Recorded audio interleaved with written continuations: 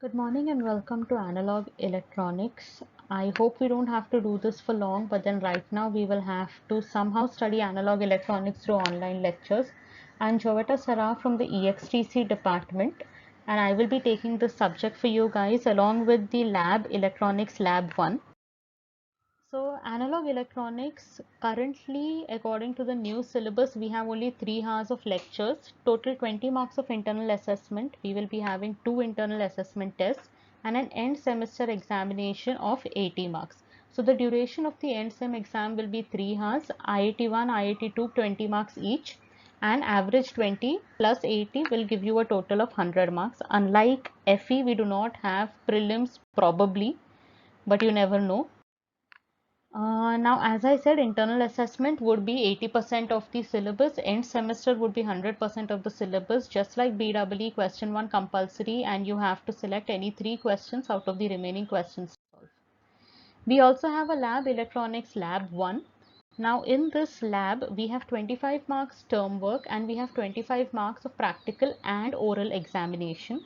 The oral examination for Electronics Lab 1 will be based on the syllabus of analog electronics. Coming to what you need to know before we start studying analog electronics is, I expect that you know BEE. It is preferable that you know engineering physics as well. But then what I would want you all to know is at least to apply KVL to a DC circuit. So if you think you do not remember what is DC circuit, how to apply KVL, I think this is the time you need to go back, open your BEE books, just pause this lecture, search for any one random circuit and apply KVL. Check and get the values of currents I1, I2, voltages V1, V2, etc. I do not expect you all to know Thevenin's, Norton, superposition, nothing, not even KCL. The only thing that I need you all to know is Kirchhoff's voltage law. Now, after BEE, there were so many things that were expected that a student should know, but all that I want you all to know is DC circuits. Maybe just have knowledge of what a single phase AC, just know what is three phase AC. DC machines for analog electronics, I don't need you all to know. Course objectives. Now, if you look at the objectives of this course, there are certain words that I have put in red: characteristics, biasing circuits, designing, functioning. So what we're going to do in this subject is we are going to learn devices. When I say devices right now, probably nothing comes to your mind. But when I say devices at the end of the semester, you should have an array of devices to talk about. There'll be diodes, transistors, FETs, MOSFETs, op-amps, integrated circuits, etc. Course outcomes. Now, course objectives were what I am going to try to teach you guys. But then course outcomes is what hopefully you will know at the end of the semester. So again, when you look at everything that's read over here, you need to know how to design, you need to know how to analyze, you need to know or understand various applications of things. So basically at the end of the semester, you need to know how to design and analyze electronic circuits.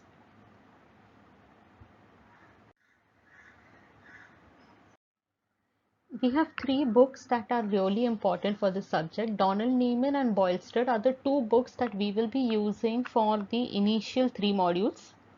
So these 2 books are the ones that we will be using for the first 3 modules, and Ramakant Gaikwad is something that we will be using for op-amps. Now this book, Boylston, I will be putting up copies of all these 3 books on the website, but then Boylston I think is something that you need to own because it has everything that you can think of to read about devices, and it's a really good book. Now, since you cannot access the library, this is what the books look like. This is Donald Neiman's 3rd edition. Electronic Devices and Circuit Theory by Boylston, 10th edition. The 11th edition is also available in the college library. Op-amps and Linear Integrated Circuits by Ramakant Gaikwad. Our syllabus is divided into 6 modules. The first module is on diodes. There is some amount of diode that you already probably studied in BEE, but this is a 4-hour module that we'll be doing in analog electronics. Second module is BJT. We will not be spending a lot of time on discussing what is there in this modules because we'll see to it once we reach these modules. Third module is field effect transistor, in which the major FET that you will be studying is MOSFET in the common source configuration.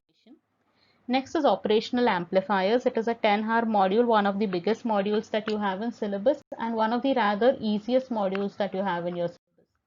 Next is linear voltage regulators and timers. This is going to be exceptionally helpful for all of you who plan on doing stuff with Arduino, with Raspberry Pis, because at least the ones who work for Prayas, I think IC 555 is something that you must have heard about. The 78 series, the LM317 series, 79 series are all ICs that you must have heard about, but you don't know how they work.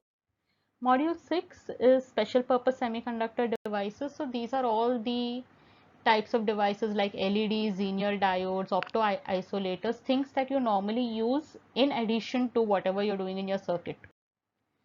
Now, since the semester is going to be online and you belong to the new syllabus, there are certain things that your syllabus has suggested. One thing is that you could take certain NPTEL or SWAYAM courses.